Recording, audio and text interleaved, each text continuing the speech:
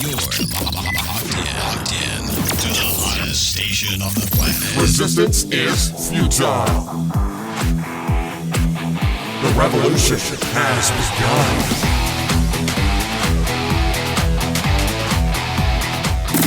You're listening to Rebelpreneur Radio, helping you break the rules and build the business you need for the life you want. And now, broadcasting his pirate signal from somewhere beyond the status quo, here's your host, best-selling author, marketing and media strategist, Ralph Brogden. Hello and welcome to Rebelpreneur Radio. It's the show that helps you build the business you need so you can live the life you want. I'm Ralph Brogden. Something that we don't get to talk about as often as I would like to is how to build your business around a cause. Social entrepreneurship, making money while you're making a difference in the world and using your business not just to create the life that you want, but to help other people create the lives that they want and really adding value over and beyond just whatever it is you happen to be selling. We've got a great example of that here on Rebelpreneur Radio today. I'm speaking with Nick Costelloe and Sean Casey. They are co-founders of Universal Dialect. Nick and Sean grew up living and breathing soccer, and while playing college soccer together, they became best friends. And soon after graduation, they combined their passions of soccer, adventure travel, and giving back to create Universal Dialect, a business that funds the giving of soccer balls to kids around the world. What a great concept, and we're really lucky to have you. Nick and Sean, welcome to Rebelpreneur Radio. Thanks for having us on, Ralph. Yeah, thank you for having us on. And so we're going to get right into it. I want to hear about how you got the idea to create a business on the basis of social entrepreneurship. I've got the story here in front of me, but what were the triggers or the influencers in your life when you realized this is something that we can do? Yeah. So we wound up founding Universal Dialect as a social mission driven company for a number of reasons, but a lot of it actually relates back to when I went down to Peru with one of my soccer teams growing up. So I was 15 years old, and we went down for a pretty standard 10-day soccer trip. Something that a decent amount of teams wind up doing is going overseas and playing with people from other nations, get a little bit of a taste of the soccer all over the world.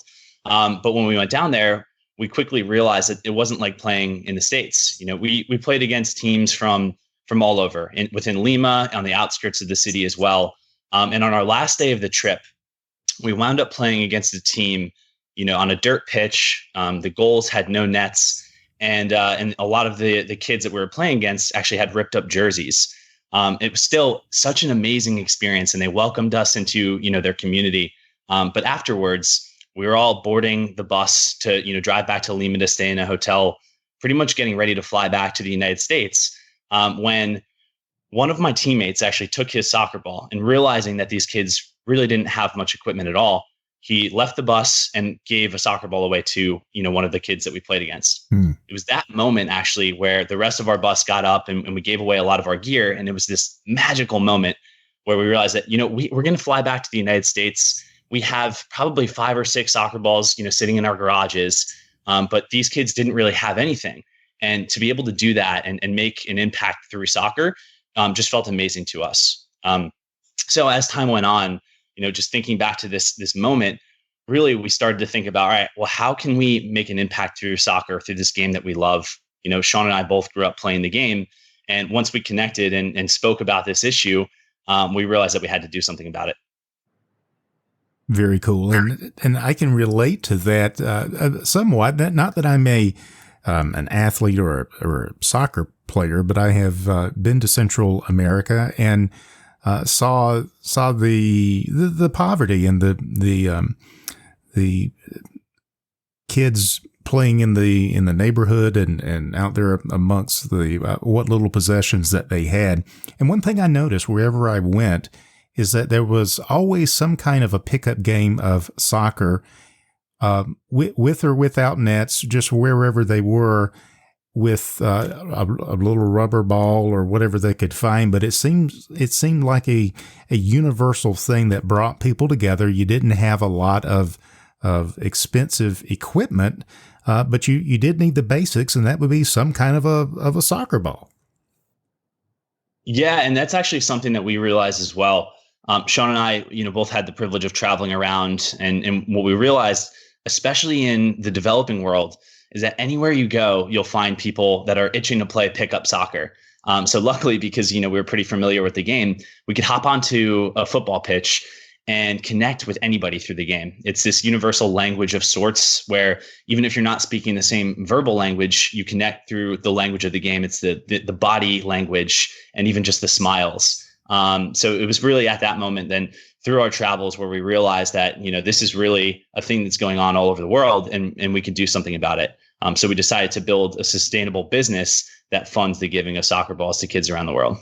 Very neat. And I imagine that's where you got the name Universal Dialect from in your branding, which is very excellent, by the way. Is that universal language that we all speak of having fun and sports and kids? And even if you don't speak the language, there's still a connection there around that sport. That's absolutely correct, Ralph. Like when we go down to different countries, we weren't able to speak the language in all cases. But if you put down a soccer ball, or even in some cases, just a wrapped up ball of yarn or whatever they have at the time, and you start playing soccer, either if it's in the streets or on the beach with sandcastles with, this wrapped up ball of yarn or whatever you can get your hands on, right? There's smiles. You guys are communicating through the game. There's no necessary verbal language needed. And that's why we thought it was the universal dialect in that case. And that's why we named it that way. What a great brand. And you're absolutely right. I went through some neighborhoods where they didn't have windows. They didn't have doors. They were living in just whatever scraps that they can put together for a house to keep the rain off. But the kids, they always had some kind of a something to kick around, to imitate their football, their soccer. Of course, we call it soccer here, but it's football in most parts of the world. But that seemed to be like anybody can do that. There's really no there's no, well, at least the barriers to entry are very low.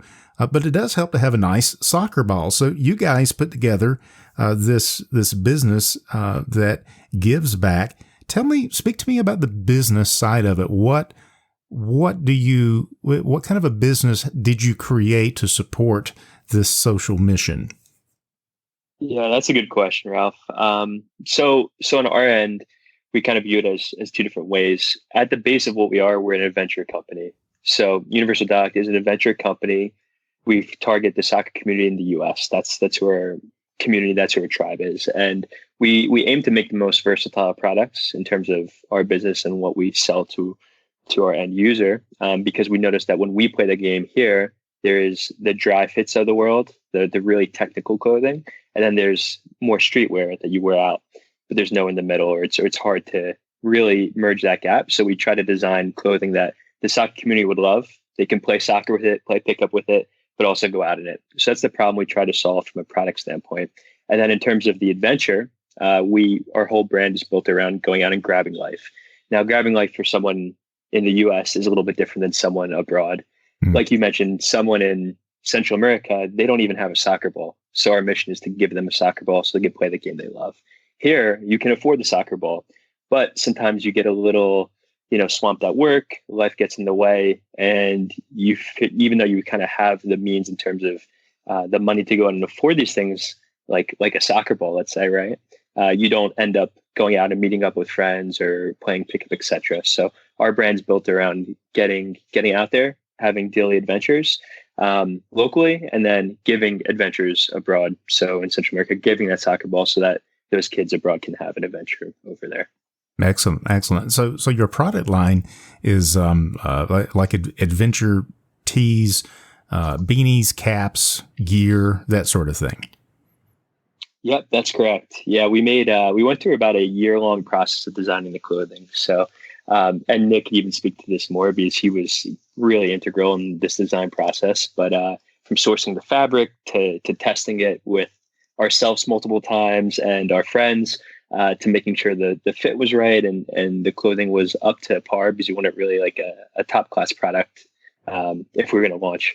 So it was mainly we have tees, we have beanies, we have hats, but only a few product lines because we said we want to do it well, not just kind of put out a ton of products and have this huge line, but then lose track of quality and really what we went out to do, which is create this versatile product for the community, the soccer community in the US that can work in athletic type environments like a pickup game, but also be worn out and have a nice, sleek look. Very neat. And so how long have you been up and running and selling your products? Yeah, so we started the company back in 2018. And we were working around the clock, just focused on trying to build the product, and even more importantly, throughout the 2 years prior, we were giving away soccer balls around the world. It was something that was really important to us, is that if we're creating this social mission driven brand, and it's something we care so deeply about, we have to actually go out and do the soccer adventure, right? To give these balls in the developing world, just to talk about it is one thing, and to go and deliver on it is another. So that's what we were focused on. But we actually launched product pretty recently. We launched back in the end of October of 2019. So we've been up and running since then. Wow. And what is interesting here in this whole discussion, and I want to ask you to get you guys to give us your advice on how our listeners can take the thing that they're passionate about, their cause, or the social movement that they want to create and build a business around it. What recommendations you have for them? But what's interesting here is, according to this, you were building this business around your passion while also working a full-time job. Tell us how in the world did you make that possible? Yeah, no, great question. And yes, we're both involved in, whether it was full-time work. Sean was actually in full-time school, going back for a master's degree at the time that we were building the business. So we both had a decent amount on our plate. But yeah, what we found is that just the continuous process of each day, plugging away at building, the brand and building the business, it was so important. And actually, this is something that I learned from Sean. Probably the reason that we're such good friends is that, just consistently every single day, making progress is so incrementally important in reaching that goal. And I say that I learned this from Sean because the two of us actually studied together a lot since we attended college together as well. And he would always tell me that just for a specific test in finance that we were both studying for at the time, called the CFA, is just every single day, getting the hours in that are needed to progress towards your goal. Now, I think the same exact process applies to building a business on the side. And what's also amazing about that is, we're bootstrapped. We don't have any investors. We're able to take a lot of the cash that we were earning and plug it back into the business to get to where we are now. So I think, building a business on the side is really a smart way to go when you're launching something and you want to keep all of the equity. Excellent. I love that. That really, I think, is the Rebelpreneur mindset. Keeping an open mind, being flexible in your approach, not prejudging and saying, well, in order to do this, I have to do it this way, and I have to stop working and go, burn my bridges and go start this business. Or I have to get investors like I see on Shark Tank, or I have to go get in debt and get a big business loan to buy a lot of things I don't need. You have really embodied, both of you have really embodied the Rebelpreneur mindset. What would you say to people who are listening to this and they're trying to get their business off the ground, and it seems more like drudgery than reward? How would you advise them to be able to do this in a way similar to what you've done, it that they can do something that they're passionate about and something that makes a difference in people's lives, that it's not just about making the money, which is important, but it's also about making a difference. How can we make that switch in our head and do a similar thing like what you guys did that is making such a tremendous impact on people? Yeah, another great question. So I think that first of all, and one of the most important things is having that full-time job, like we spoke about, gave us a little bit of runway to really figure out what we wanted to do. And as you know, when you're building a business, there are ups and downs, right? So when you have those down moments, it gave you a little bit of cushion to pivot, change direction, whatever you need to do. More importantly than that, though, and I think that something that a lot of the listeners, might be able to take action on, is that we found that if you build a business at the crossroads of your passions, that's when you will have the most success. And what I mean by that is for Universal Dialect, specifically for me and Sean, it's at the crossroads of three of our greatest passions, which is soccer, travel, and giving back. So when we take three things that we care so deeply about and build a business around that, it's easier for us to get to where we need to go. And it's the interest level, of course, incredibly important. But on top of that, it's also when you do have those lows and those down moments, because you care so deeply about the crossroads of your passions and the things that you are creating the business around, you'll be able to dig in and you'll be able to get through those tough moments. I think that's really good advice. And I think having that bigger purpose, the bigger mission that is beyond yourself and beyond just building a business, making money, the typical things that you hear, that will not sustain you through really, really difficult times. I'm really impressed with the work that you guys are doing. And I see on your website so far that you have already given away or funded and given away 814 soccer balls. Tell us how that promotion works. That when you buy X, that creates a gift of a soccer ball. Just walk us through how that works. Yeah, absolutely, Ralph. So we took basically Tom's model, the 1-for-1 model, and just tweaked it a bit. We liked the fact that it was simple. Tom's is buy one, give one, right? So the buy one, give one model. We, as a startup and making higher quality products and also getting these balls to the kids in different countries, it's a little bit more expensive for us to reach our mission. So we went the buy two, give one. So any two products you buy, 2 t-shirts, 1 hat, 1 t-shirt, any 2 things, we'll fund the giving of a soccer ball to a kid in need. That'll be locally and abroad. We'll source the soccer ball and get it to the kid in the location. We're agnostic. So we've been to most continents, not all, but we're working on it. And we figured that was the best approach because in communication, there's many different social brands out there. It can get a little bit tough. We even kind of tossed around the idea of doing a different amount of soccer balls per different clothing. Like if the margin for a certain product can afford a larger donation, we consider that, but the communication gets a little bit too tough. It's very simple to just say, oh, I'm sorry. No. Any 2 things you buy, equal a ball. So even if you buy one, someone else buys one, it equals 1 ball for a kid in need. And it was pretty easy and simple. And that made it very easy for us to convey the message to other people and understand what we were doing. Well, as a strategic communication specialist, I really love how you tapped into the simplicity of this. And even though you can make the offer more complex, you can't communicate it as effectively. And so you stayed with the simplicity of it. I love that. That's genius right there. So you buy 2 products, and by buying those 2 products, you are funding a soccer ball.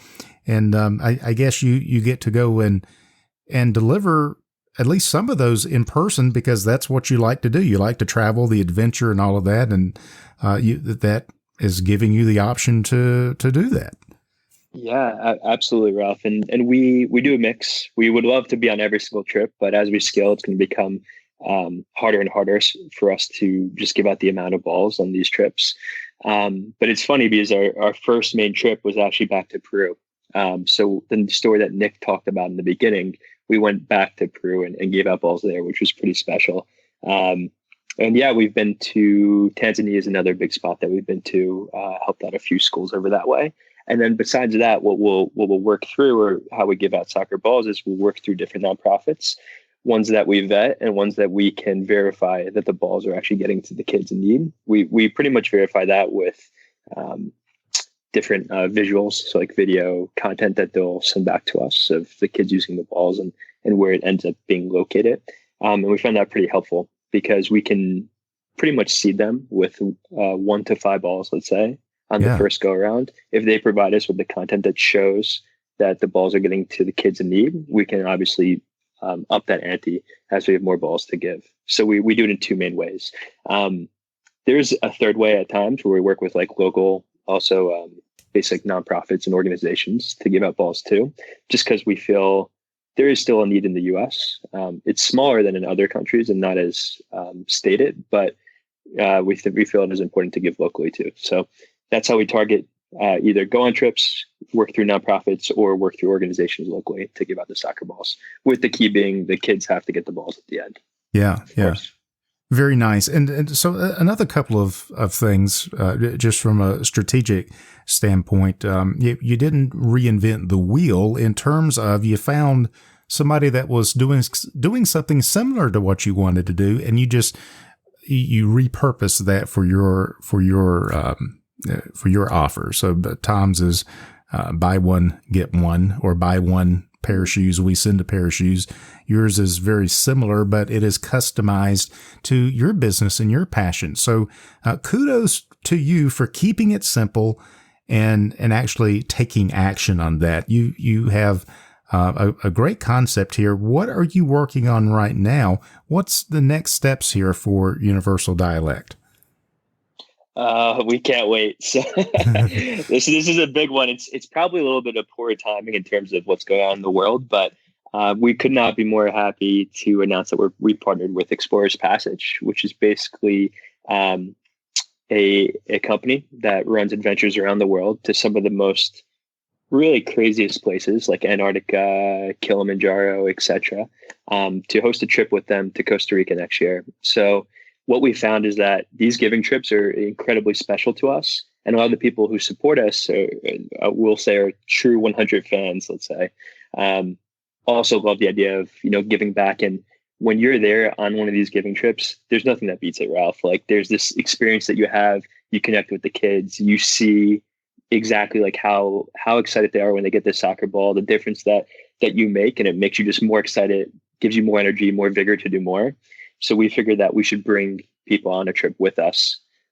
Costa Rica is the desired location. It's going to be early next year, and it's going to be about a 7-day trip. So 5 days of adventures, ziplining, whitewater rafting, surfing, all of that fun stuff, and about 1.5 days of doing different mission-driven soccer-related giving and playing with kids and taking them to a professional soccer game. We have all these things lined up. So that's what we're really excited for right now.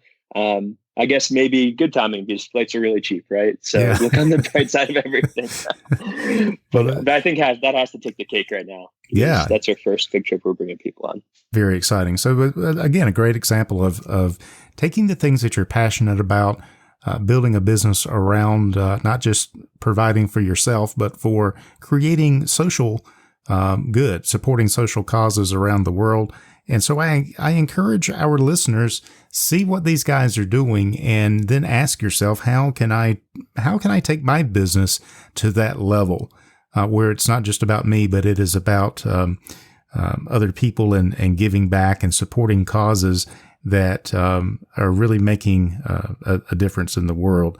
Now, one thing, guys, I'll tell you, when you go to Costa Rica, make sure you schedule some time to visit a coffee plantation. Definitely. We're surprised we haven't worked it into the itinerary with Explorers Passage yet, but on that recommendation, I think we're going to have to do that. You got to do that. There's nothing to compare to drinking coffee on the coffee plantation right there in Costa Rica. I personally think it's the best in the world, but you let me know what you think when you guys get down there. Absolutely. This has really been a super conversation. Any final thoughts or words of wisdom or words of encouragement that you would like to share with our listeners as we wrap up? Yeah, and again, super appreciative for you having us on. I think the main thing that we want to get across here is that we all can get out there and grab life, right? And if we start to view adventure as a mindset and really try to grab life in all that we do, whether it's relationships, career, community, I think we'll all be happier as a result. And I think that it's also, for us, really important to get out there and through living our own lives, we can also do a bit of good around the world. That's what really makes social entrepreneurship such a beautiful thing. So again, thank you for having us on. Really appreciative, and hope everyone gets out there and starts grabbing life. Yeah, absolutely. I've been speaking with Nick Costelloe and Sean Casey. They have combined their passions of soccer, adventure travel, and giving back to create Universal Dialect, a business that funds the giving of soccer balls to kids around the world. You can check them out at universaldialect.com, and we'll have that link on the Rebelpreneur website as well. Nick and Sean, thank you so much for your time, and keep up the good work in all of your endeavors. We wish you the best. Thank you so much for having us on. You too. Thanks, Ralph. You've been listening to Rebelpreneur Radio with Ralph Brogden. Download the show notes and much more at rebelpreneur.com.